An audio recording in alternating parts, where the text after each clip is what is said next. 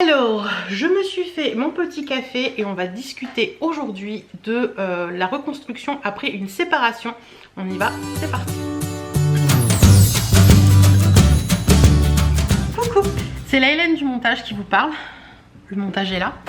Et je voulais vous faire un petit disclaimer parce que je viens de finir de monter la vidéo que vous allez voir juste après.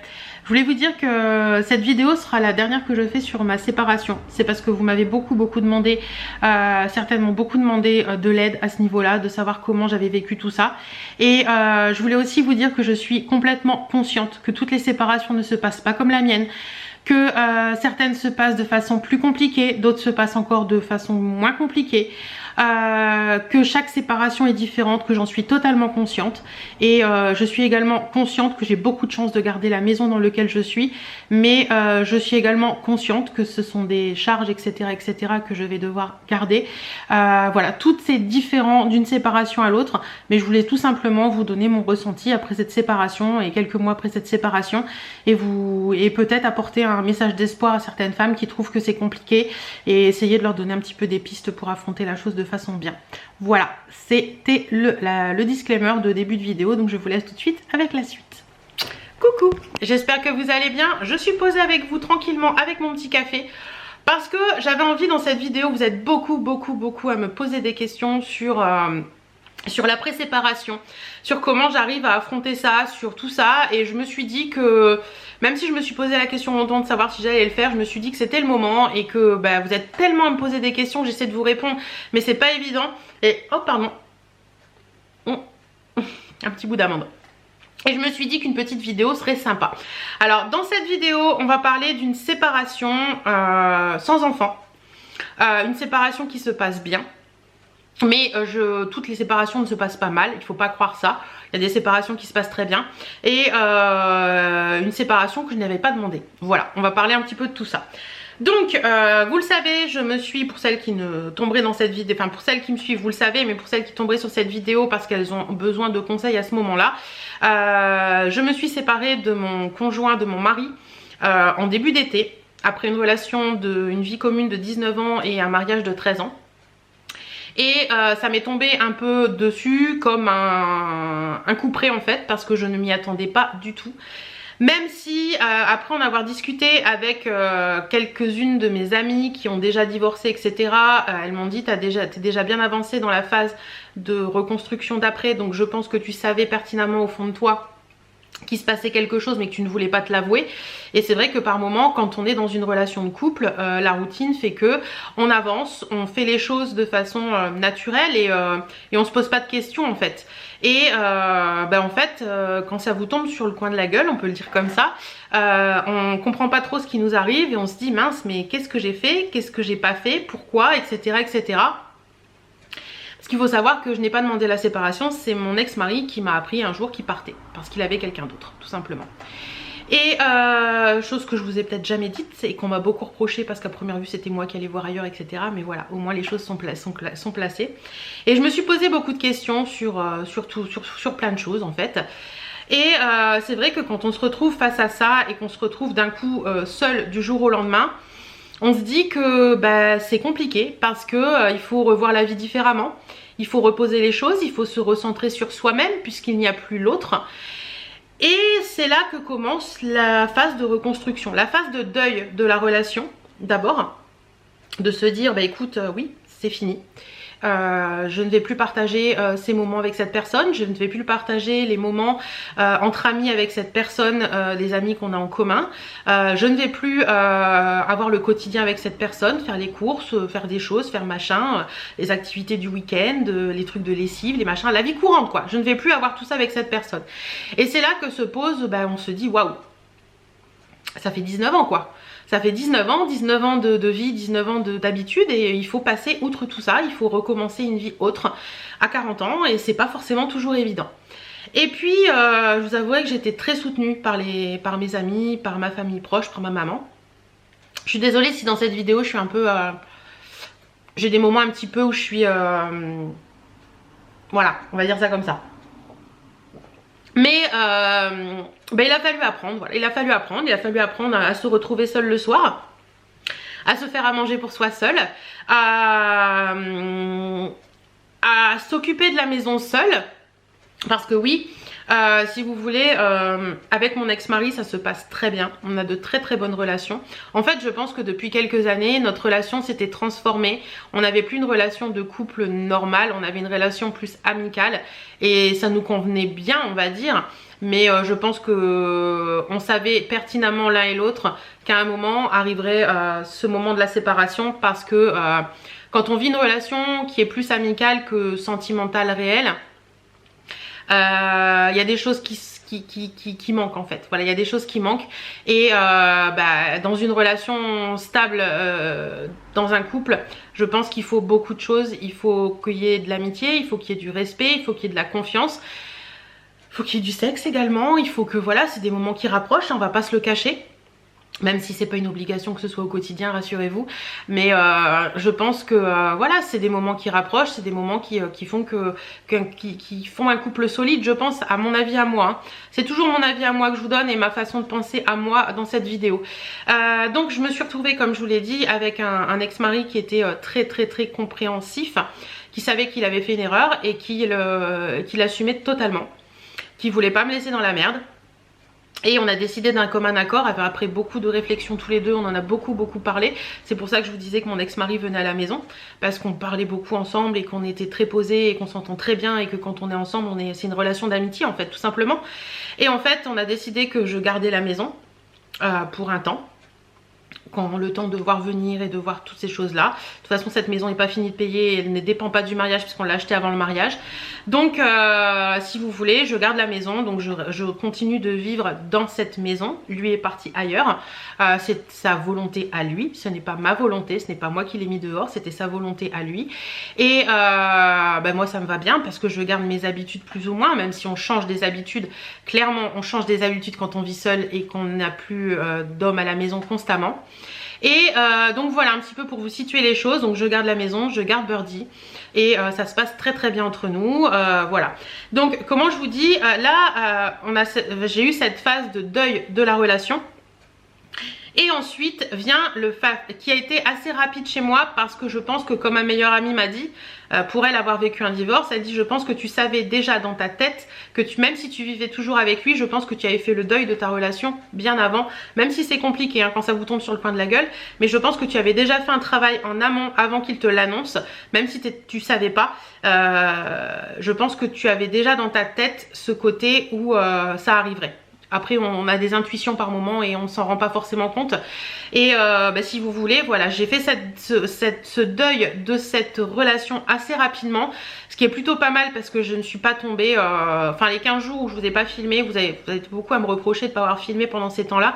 Mais je ne me voyais pas me filmer en train de pleurer. Me filmer en train de vous dire, parce que oui j'ai pleuré, hein, je vais pas vous le cacher. Me filmer en train de vous dire que j'ai l'impression que ma vie part à volo, que ma vie s'effondre, etc. Ça je ne le voulais pas. Parce que pour moi, c'est pas le lieu ni l'endroit. Voilà, il y a des choses qu'on peut dire sur YouTube, il y a des choses qu'on peut faire, mais il y a des choses qu'on ne peut pas faire et des choses qu'on ne peut pas dire, tout simplement. Et donc, j'ai repris les tournages de vidéos à un moment où je me suis dit, c'est bon, j'ai fait le deuil de ma relation, maintenant il faut que j'avance dans ma vie. Il faut que j'avance dans ma nouvelle vie, il faut que j'avance, il faut que je me reconstruise moi. Et à partir de ce moment-là, on se dit qu'en fait, il faut repenser à soi. Parce que souvent dans une relation, on pense à l'autre, on vit pour l'autre.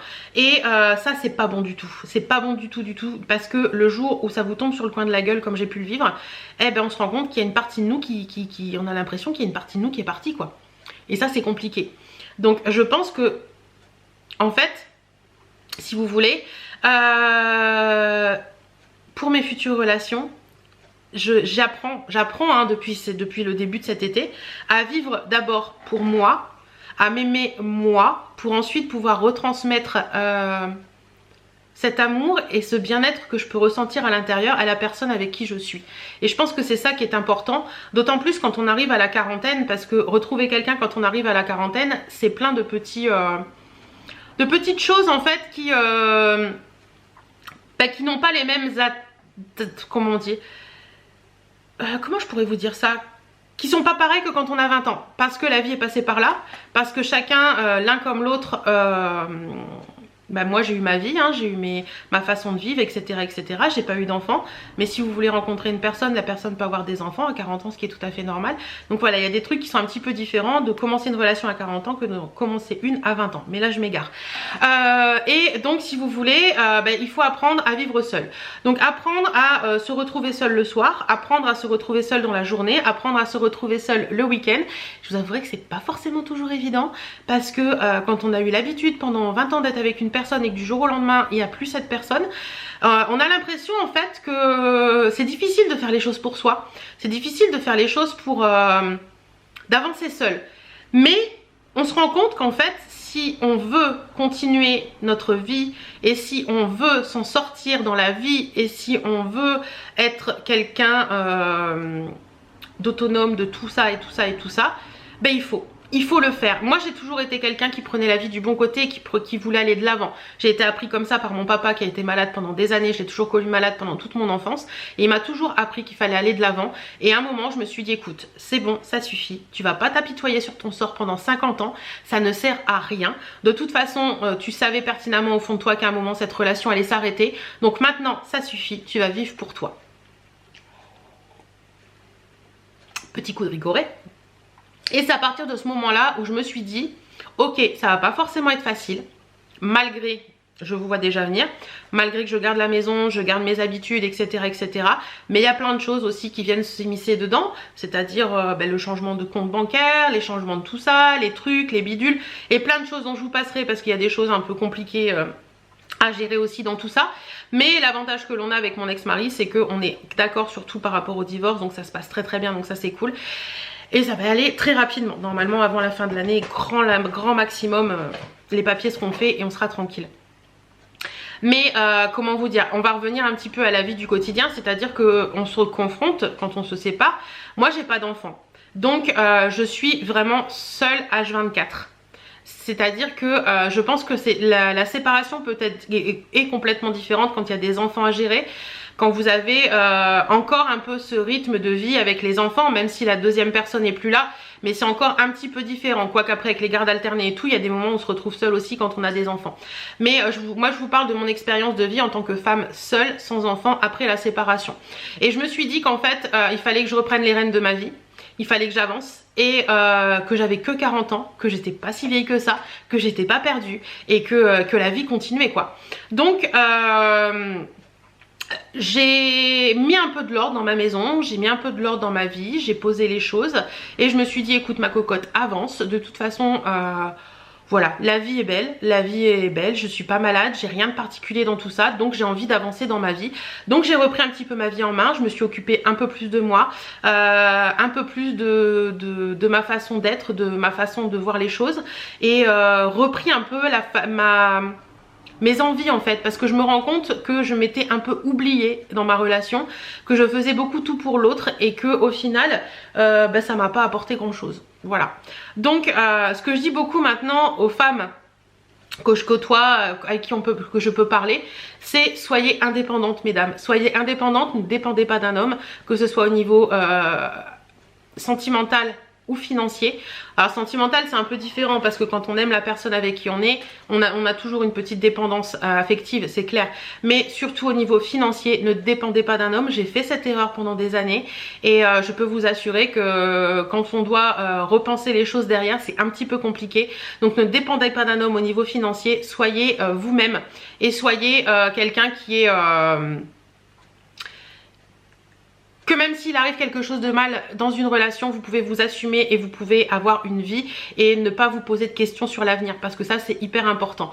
Et j'ai envie de vous dire aussi que moi ma reconstruction, je l'ai aussi passée par le fait de me dire à un moment, écoute, tu vas pas vivre toute ta vie en te morfondant sur ce qui s'est passé. Et j'ai décidé de m'inscrire sur les sites de rencontres parce que j'avais envie de voir des gens, parce que j'avais envie de voir de nouvelles têtes, parce que j'avais envie de me redécouvrir en tant que femme. Et voilà, donc je me suis inscrite sur des sites de rencontres. Si ça vous intéresse que je vous parle de mes anecdotes sites de rencontres, n'hésitez pas à le dire en commentaire parce que franchement il y en a des salés. C'est très compliqué pour une femme sur des sites de rencontres. Et puis voilà, j'ai fait quelques petites rencontres, voilà, sans intérêt. Et puis j'ai rencontré une personne, comme vous le savez, je vous en ai déjà parlé dans les vlogs, qui avec qui c'était, comme pour lui comme pour moi, hein, c'était pas vraiment prévu à ce moment-là, mais ça s'est passé, on s'entend très très bien, et je pense qu'il m'aide beaucoup aussi dans ma reconstruction, parce que c'est quelqu'un de très indépendant, quelqu'un qui est séparé également et qui a appris à vivre seul aussi, donc ça aide aussi beaucoup, et qui me guide aussi dans tout ça. Même si je me guide moi-même, même si je pense qu'on ne peut pas être sauvé par les autres dans une séparation, c'est-à-dire que c'est à vous de le faire. C'est à vous de le faire, c'est à vous de vous dire, ok, maintenant je suis seule, qu'est-ce que je peux faire pour moi? Qu'est-ce qui me ferait plaisir? Qu'est-ce qui me fait envie?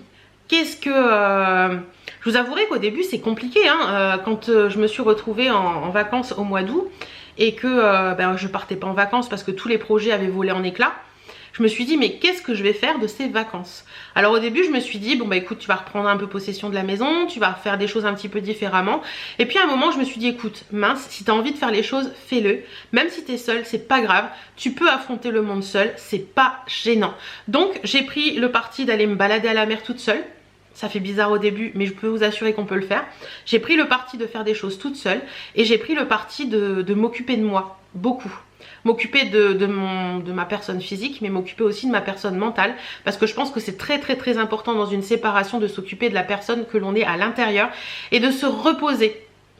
De reposer tout ça en fait, de savoir qui on a envie de devenir après ça, de savoir qui on veut être, de savoir comment on a envie d'évoluer et comment on a envie de voir la vie après, parce que on a tellement eu ces habitudes de vivre d'une façon que quand tout vole en éclats, il faut prendre le temps de se poser, et je pense que c'est ce temps de pause qui fait que, ce temps de pause pendant les vacances là, qui m'a fait beaucoup de bien et qui m'a aidé à avancer, qui m'a aidé à me dire, écoute, t'es pas perdue ma fille, t'es pas perdue, t'es quelqu'un d'ouvert, t'es quelqu'un qui aime parler aux gens, donc avance et vois ce qui se passe.